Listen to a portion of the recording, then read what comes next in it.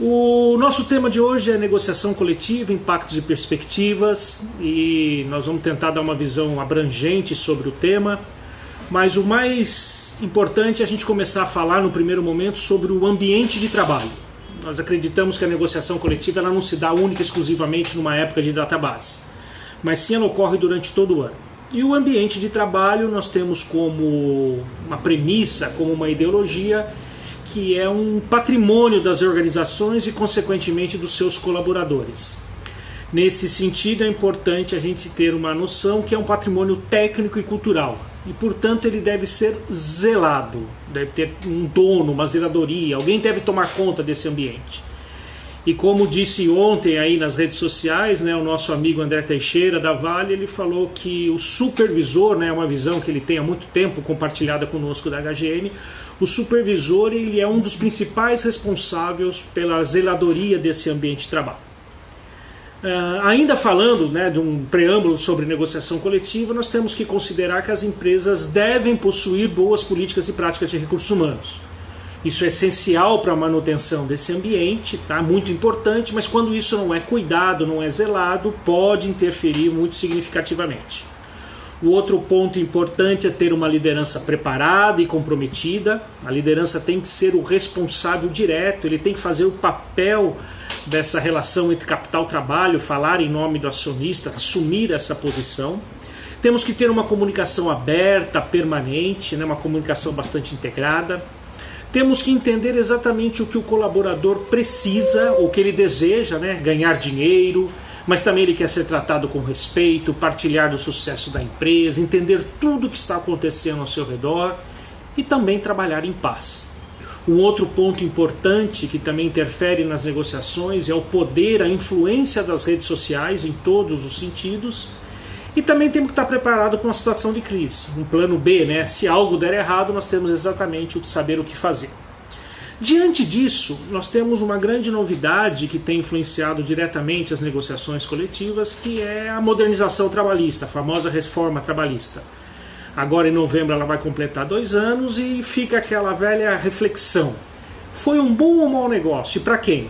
Então nós temos que ter aí uma consciência que a modernização trouxe sim benéficas às empresas, aos sindicatos, de certa forma, aos colaboradores, mas também acaba interferindo negativamente dentro desse processo. Uma das principais ameaças para as empresas em relação à reforma trabalhista é que agora a liderança sindical tem por obrigação uma atuação mais forte perante os colaboradores e seus representados, principalmente na busca de sindicalização de sócios, é uma questão até de sobrevivência. Tem colocado também algumas dificuldades no fechamento de acordos e convenções coletivas, muitas vezes vinculando a assinatura do acordo à volta da contribuição compulsória, a uma taxa, e nós temos aí alguns clientes que estão desde o ano passado com negociações em abertas, por conta dessa intransigência, vamos dizer assim, e também ainda gerando uma insegurança jurídica muito grande. Uma ameaça por parte dos sindicatos, onde se sentiram ameaçados, foi sem dúvida a extinção da contribuição compulsória. Saiu ontem uma decisão da Carmen Lúcia, da ministra Carmen Lúcia, do Supremo Tribunal, que suspendeu a autorização de uma contribuição sindical aprovado em assembleia lá no Sindicato das Indústrias Metalúrgicas, Mecânicas e Materiais Elétricos em Caxias do Sul, no Rio Grande do Sul. Então aí já foi um grande impacto para o sindicato daquela região. Outro ponto importante é a negociação individual, também é uma ameaça. Representação interna dos trabalhadores, aí podemos falar não só uma questão do sindicato, mas também para as empresas. E o negociado versus o legislado. São alguns exemplos aí do que pode realmente estar acontecendo ou impactando negativamente se não for colocado um ponto de atenção muito forte. Ainda antes de entrar propriamente nos impactos e nas perspectivas, nós temos que falar de alguns fatores externos que podem impactar essas negociações. O perfil das lideranças sindicais, nós temos hoje basicamente 3 perfis de lideranças sindicais. O pessoal antigo da velha guarda, com as suas crenças, as suas tradições, as suas convicções. Um pessoal mais radicalizado, que já vem tudo na base do conflito, de ameaças, de greves. E temos também novas lideranças sindicais surgindo. Alguns estudos indicam que existiam aí ocupando cargos no governo, né, uma herança do governo do PT, mais de 300 mil sindicalistas. Esses sindicalistas já estão voltando para suas bases, estão encontrando aí as suas cadeiras, os seus cargos ocupados por outros sindicalistas, e muito provavelmente nas próximas eleições sindicais, provavelmente nós teremos aí chapas concorrendo a esse mesmo espaço. Quem está hoje no comando do sindicato, aqueles que estão voltando para as bases sindicais, e nós não podemos esquecer também que nós temos um perfil de profissionais novos, né? O jovem entrou no mercado de trabalho. Algumas estatísticas indicam que 60% da mão de obra com carteira assinada hoje é formada por jovens, e provavelmente esse jovem pode não se sentir efetivamente representado por esse perfil de liderança. E ele pode também gostar dessa história e entrar com uma nova chapa concorrendo também a essa representação sindical. Um outro fator externo é a justiça do trabalho, essa insegurança que eu já comentei, concessões que foram realizadas nos anos anteriores, a questão política partidária é muito forte nesse sentido, e nós temos que olhar também, observar o histórico de greve. E temos também alguns fatores que podem impactar internamente as negociações coletivas, fatores internos, né? Um deles, eu diria que é um dos principais, é como é que o trabalho está organizado. O sistema de regime de trabalho, turnos, jornadas, intervalos, isso impacta diretamente nas negociações. Como é o processo de comunicação interna dentro das organizações, como as lideranças internas, supervisores, coordenadores, dirigentes, estão preparados e atualizados nesse tema, a questão de política salarial que a empresa vem adotando e também a carteira de benefícios. Diante de tudo isso, nós podemos observar que o sindicato acaba ganhando uma força, tem uma força sindical muito forte. Toda vez que a empresa comete algum deslize, algumas falhas, sejam elas operacionais, de benefícios, de pagamentos, até mesmo falha de gestões, toda vez que há um distanciamento da empresa junto ao sindicato, muitas empresas têm como política conversar com o sindicato somente na época de uma negociação coletiva, nós somos totalmente contra essa forma de agir. Nós valorizamos a agenda positiva, ter reuniões periódicas, sistemáticas, organizadas junto aos representantes dos sindicatos. E há uma outra questão também que dá força à entidade sindical, à representação sindical, são concessões crescentes, né? O famoso jargão aperta que a gata mia. Não estou dizendo que nós não temos que conceder algo, não é isso, mas tem que ser feito de forma planejada e estruturada. E o lado patronal acaba ganhando força toda vez que tem uma liderança preparada e comprometida com o tema e com a gestão de pessoas, quando ela tem plena confiança dos colaboradores, o controle do ambiente, do clima, uma comunicação aberta e permanente e não criar precedentes indesejáveis. É importante a gente destacar que a empresa ela tem a responsabilidade de zelar pelo seu patrimônio, né? Um patrimônio que a gente está dizendo que ele tem que ser saudável, produtivo e harmônico. Então essa é uma responsabilidade de todos, em especial das lideranças internas. Falando agora um pouco então sobre os impactos, tá? Nós podemos ter aqui um grande impacto no primeiro momento, é vincular a assinatura de uma negociação, de um acordo mediante uma contribuição ou uma taxa. Isso tem dificultado a assinatura desses acordos. Um outro impacto importante, está acontecendo muito no setor público, né, é o risco de greves. Mas nós acompanhamos aí nos últimos tempos algumas greves pontuais de algumas empresas, aonde tivemos um caso aí em 2017 onde a greve foi bastante arredia. Tivemos aí a atuação da polícia militar, a prisão de alguns dirigentes sindicais. Então é algo que a gente vê de forma muito pontual, mas a gente tem que ficar atento a tudo isso. E o outro ponto que eu acho um grande impacto é o surgimento de novas lideranças, né? Acho que temos aí agora com a reforma, com a modernização trabalhista, a questão da representação dos empregados, e isso pode gerar aí o surgimento de uma nova liderança interna, apesar da modernização deixar bem claro que empresa e sindicato não pode se envolver, mas a gente tem que ter uma atenção muito forte nesse sentido, que os próprios trabalhadores, colaboradores, principalmente o jovem, pode se organizar nesse sentido. Bem, o que nós conseguimos observar aí de perspectivas e oportunidades? Acho que um pano de fundo é é que quando existe uma nova lei, uma nova oportunidade, ela só vai pegar de fato se realmente ela for seguida e implementada por todos. Então não adianta a gente ter aí uma flexibilização jurídica, uma flexibilização da justiça do trabalho, se as empresas não adotarem isso. Então fica aí esse pano de fundo, essa primeira grande recomendação e dica. Se hoje nós temos algo, nós temos que realmente, efetivamente fazer com que isso seja implementado e ocorra dentro das organizações, né? Um exemplo recente foi as horas inetíneas. Foi algo que realmente as empresas abraçaram, levaram a sério e hoje ela pegou. Ninguém mais se discute isso, ou pelo menos não traz esse tema aí num debate a todo momento. Bem, entre perspectivas e oportunidades, nós podemos falar de hoje a questão de acordos por faixas salariais. Tem um grupo de profissionais, né, de nível superior, gerentes, dependendo do nível salarial, eles podem ser tratados à parte, ficar por fora desse acordo, dessa convenção coletiva, é uma grande oportunidade. Buscar sempre o diálogo para o fechamento desse eventual acordo, né? Endurecer somente se for necessário, mas nós, assim como o menor caminho entre dois pontos é uma reta, nós temos plena convicção que o melhor caminho para o fechamento do acordo é o diálogo. Endurecer somente se for necessário. Aproveitar as oportunidades, né, considerando que o momento está propício para isso, a economia ainda não deu aquela decolada, as empresas estão retomando a sua atividade de forma muito tímida, muitas delas ainda se valendo de horas extras, mas vai chegar um momento que nós vamos ter que voltar a contratar profissionais. Desejamos que esse momento esteja muito próximo, então nós temos que aproveitar agora essa fase que nós estamos vivendo para organizar toda a nossa casa, a nossa empresa, porque as coisas tendem a crescer, a melhorar no futuro. Outro ponto, talvez uma outra oportunidade e perspectiva, é que as empresas não fiquem simplesmente esperando que as coisas aconteçam, né?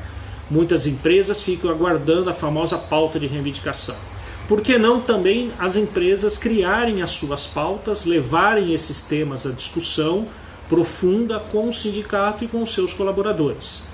Eu acho que a grande outra dica que nós temos aqui que é negociar com o sindicato, mas para os colaboradores, para os trabalhadores. E também deve ser algo importante para o sindicato negociar com a empresa também com foco aos colaboradores. Então isso é algo que pode valer bastante aí. Um outro ponto que eu anotei aqui, a negociação coletiva ela deve ser realizada durante um longo período, né? Não somente na época da database. E eu aproveito aqui, se alguém tiver algum questionamento, alguma pergunta, fique à vontade aí para estar passando, que a gente vai tentar responder aqui na medida do possível, tá? Então a negociação ela tem que ocorrer ao longo de um ano. Como eu disse, criar uma agenda positiva e discutir os diversos temas ao longo do ano, tanto quanto com os colaboradores e também com as representações sindicais das suas bases, das suas categorias, né? Como reforçando, né, levar a discussão ao limite do diálogo, né, tanto com o sindicato quanto os colaboradores, tá? Outro ponto é a oportunidade de muitas vezes ter a solução de eventuais passivos trabalhistas, termos de quitações, então é algo que a gente tem que considerar. Um cliente nosso aí viveu uma experiência agora no mês de fevereiro e teve um sucesso. A informação que eu possuo, né, que em torno de mais de 97% das pessoas que aderiram a um programa de desligamento aceitaram inclusive o termo de quitação. Isso foi muito bacana, foi muito bom, foi bom para todos os lados, para o sindicato, para as empresas, para os próprios colaboradores e também para a Justiça do Trabalho, que deixou aí de ter uma quantidade significativa de eventuais processos, né? Outro ponto importante é a database, né? Avaliar sempre como é que está o clima, o ambiente, antes, durante e pós-negociação. Então tem que se preparar para sentar à mesa de negociação. As pessoas têm que analisar todo o mercado, o seu cenário, o mercado mundial, o seu cenário local, o seu mercado econômico, o seu ramo de atuação, o que as empresas vizinhas estão praticando, olhar suas políticas, seus valores, né, o seu budget, tudo isso tem que ser avaliado. Ou seja, tem que se organizar como um projeto. Então exige planejamento, envolve custo, e isso é muito importante, né, para a gente estar levando em consideração. Veio aqui uma primeira pergunta, né, e quais reivindicações as empresas estão trazendo aí para a mesa de reivindicação, tá? Hoje as empresas estão tendo aí um cuidado muito grande de trazer para a mesa, né, a manutenção daquelas cláusulas que ela acha que é justificável que permaneça no acordo coletivo. Em termos de reajustes salariais, o que a gente percebeu até o momento que a coisa está se equilibrando próximo ao NPC. Quando existe algo acima do NPC, é a nível só de arredondamento desse percentual. Apesar de não ter nada que obrigue as empresas a repassar a inflação ou o INPC, tudo isso tem sido considerado também, né? E um outro tema que as empresas vêm trazendo às mesas de negociações, com bastante incidência, e a HGM Consultores tem auxiliado muito aí os nossos clientes, é a questão de horário, jornadas, turnos de trabalho. Eu diria que talvez esse seja o principal ponto, que muitas vezes não está vinculado à database, mas é algo que tem que ser realmente envolver e negociar com os representantes sindicais até onde for possível. Obrigado aí, Everson, pelo questionamento, tá? E também aqui, continuando o nosso trabalho, aqui o que está marcado, né, é planejar ações que estimulem os empregados a se tornarem protagonistas das negociações coletivas.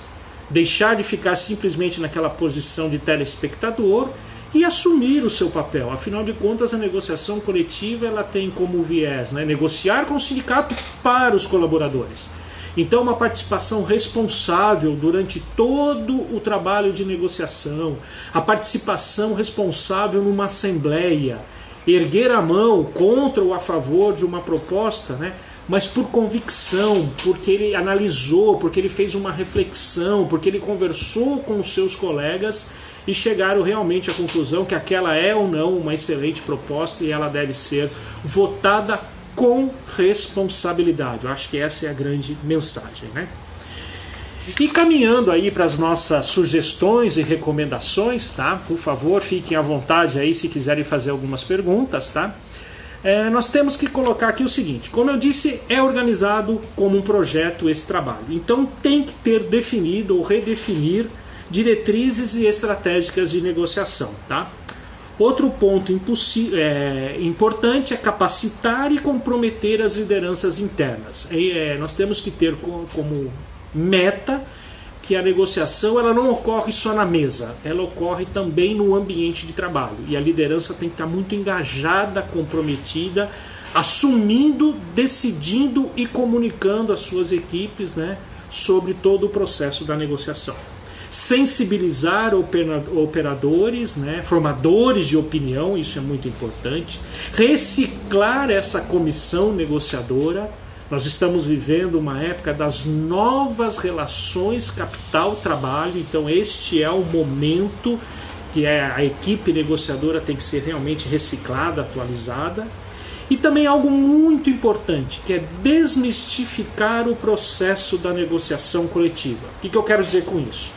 É ter todo um trabalho de comunicação, informando lideranças e colaboradores o que é efetivamente uma negociação coletiva.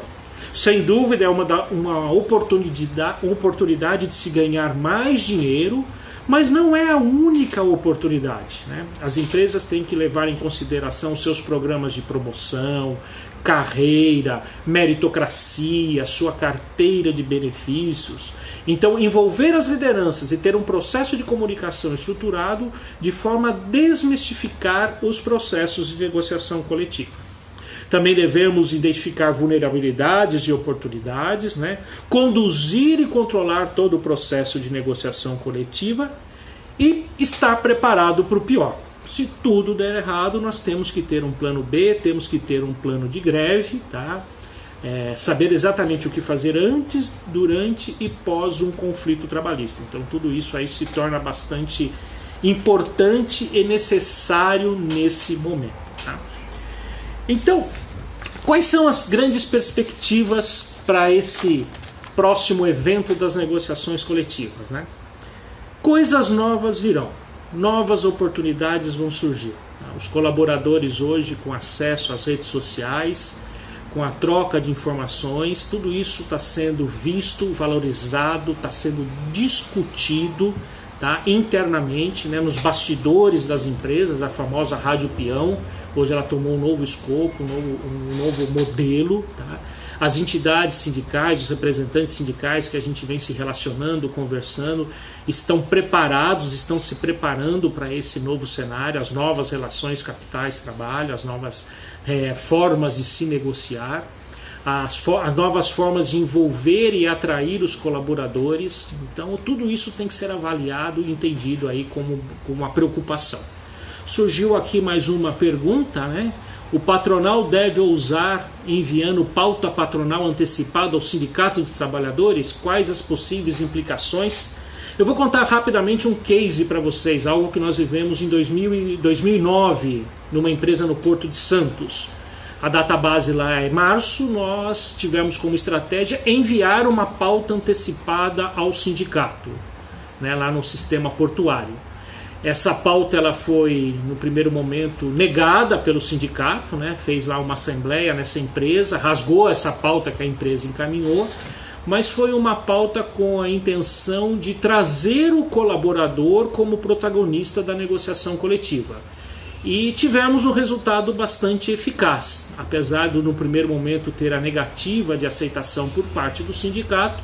No segundo momento, quando o sindicato nos encaminhou a pauta dele de reivindicação, ela teve até certo ponto alinhado com aquilo que a empresa estava planejando e ela tinha encaminhado como primeira sugestão. Isso naquele momento, naquele ano em 2019, dentro dessa empresa, teve um fator que contribuiu muito para que o diálogo prevalecesse na mesa de negociação e chegássemos a um acordo que foi bom para todo mundo. Empresa, sindicato e colaboradores, tá? Então corremos um risco aí, uma grande implicação é da não aceitação e talvez de uma atitude mais radical por parte do sindicato, né? Uma outra pergunta aqui que surgiu, se é lícito as empresas trazer reivindicações dos trabalhadores. A HGM defende há muitos e muitos anos, né, há mais de 30 anos, que o trabalhador ele tem que confiar. Ele tem que confiar na empresa, tem que confiar na sua liderança e também tem que confiar na liderança sindical. Então a questão é, em quem que ele confia mais, tá certo? Hoje o representante legal, né, olhando internamente do acionista, é o supervisor. Então nós temos como premissa que o supervisor tem sim a função, a responsabilidade de ouvir as reclamações, anseios, perspectivas das suas equipes e levar para as áreas superiores, tá? Não estou dizendo que ele vá fazer o papel do sindicato. O sindicato também tem essa responsabilidade, é um papel constitucional, o sindicato é o representante legal dos trabalhadores. Então aí cada um tem que achar o seu espaço, né, e trazer essa discussão, abrir os ouvidos para que o trabalhador ele quer falar, o colaborador ele quer colocar algumas coisas para fora. Então todos têm que estar atentos a isso, lideranças sindicais, lideranças internas das empresas, formadores de opinião, as áreas de apoio, recursos humanos, área de medicina, todos na nossa concepção deveriam ser os grandes ouvidores, né? Uma outra pergunta aqui foi, a empresa apresenta a pauta aos trabalhadores antes de enviar ao sindicato?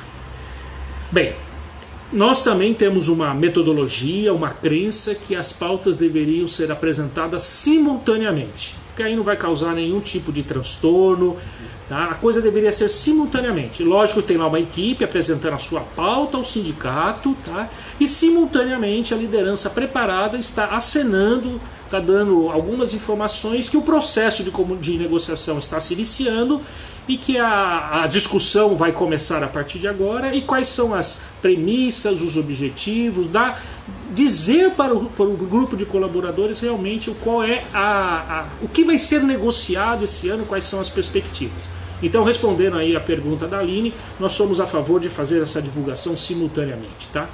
A Dani aqui colocou, se você entende que agora podemos negociar um acordo de PLR excluindo os gerentes executivos, tá? Uma vez que recebem bônus conforme política de remuneração internacional. Bem, aqui eu acho que o mais importante é, uma negociação de PLR, ela tem um caráter, apesar de ser uma negociação, ela tem um caráter, tá? Diferenciado de uma negociação de database.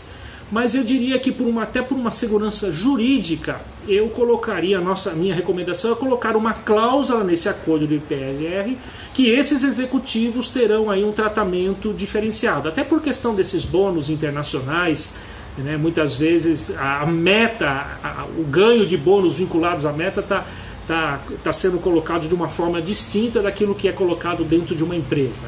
Então vamos dizer assim, a minha recomendação nesse primeiro momento seria constar uma cláusula que para esse grupo de trabalhadores ela vai ser tratada de forma diferenciada, né? Mas sempre de forma transparente, tá? Nunca deixando nenhuma questão, ok?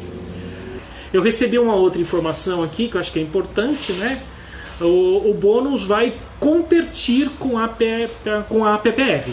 Isso é algo inevitável, né? Porque agora a gente tem a questão, a reforma, ela deu a oportunidade do bônus desses executivos competir com essa PPR, a pergunta que a nossa colega fez, tá? Por isso aí que eu reforço que de repente ter uma cláusula tratando isso de maneira distinta nos acordos de PPR, eu acho que é muito importante. Opa, surgiu uma pergunta aqui, né? Eli, qual a sua visão sobre a medida, né? Deixa eu ver aqui só um minutinho, sobre a questão da medida provisória referente à contribuição. Cai ou fica? Bem, se nada for feito, agora dia 30 de junho ela deixa de existir. Esse é o prazo que nós temos. No finalzinho do mês de junho ela acaba, ela deixa de existir. Então ou é feito algo até lá, ou então realmente ela vai deixar de existir e a questão do boleto, contribuição sindical não vai ter mais nenhuma validade.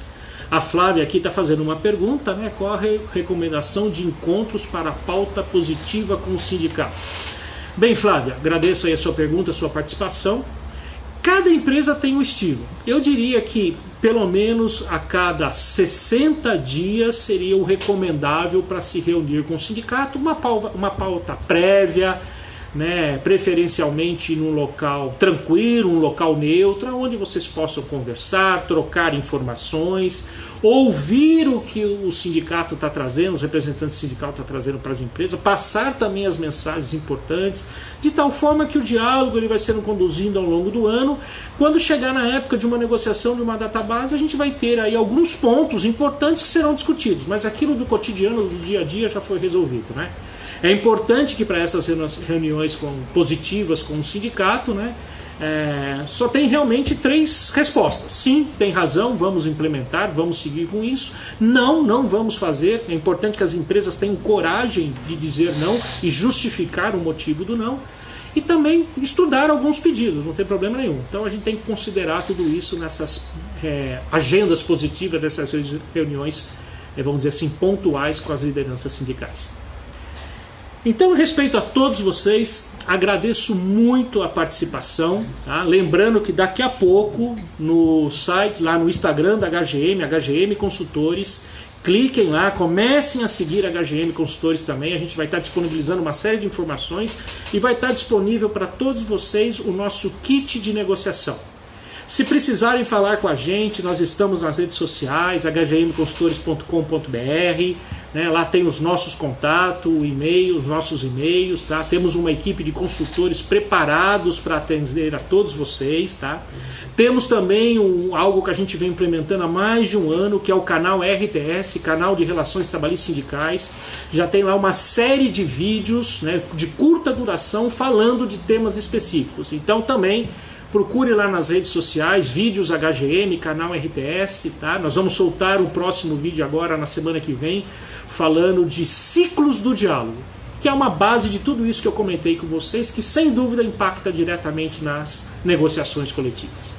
Meus amigos, muito obrigado pela participação, obrigado pelos questionamentos, pelas palavras de incentivos, pelos likes que foram dados aqui, e espero revê-los em breve numa próxima transmissão. Para mim foi uma novidade, uma experiência muito grande, rica, e espero que tenha gostado. Muito obrigado e até a próxima intervenção.